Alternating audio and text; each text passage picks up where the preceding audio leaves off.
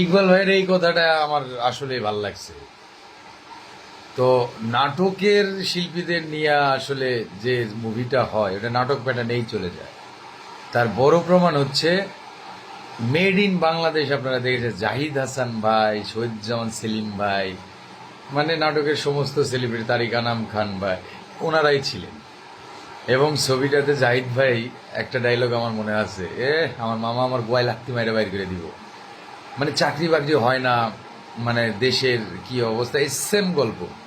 জানি না এখান থেকে ইন্সপায়ার্ড হয়েছে কিনা মোস্তফা সরোয়ার ফারুকী ভাইয়ের ছবি, সেই ছবির আদলে তৈরি। শুধু এখানে এই যে তাণ্ডবে নায়ক হলো ভিলেন হয়ে যায় একটা সময়, হ্যাঁ, আবার এই ক্যারেক্টারটা সে না, এরকম একটু চেঞ্জিং, একই গল্প, কিন্তু অ্যারেঞ্জমেন্টটা ছিল একটু আনকমন। তো ভাই, নাটকের শিল্পীদের ওভাবেই গ্রহণ করে দর্শক। আপনারা যত কথাই কন, সিঙ্গেল স্ক্রিনে নাটকের শিল্পীদের নিয়ে ছবি চালানো খুব টাফ। আবার সিনেপ্লেক্সে ধুমাইয়া চলবে, এ আল্লাহ, সিনেপ্লেক্সে সবচেয়ে বেশি চলবে তাণ্ডব, দেখেন।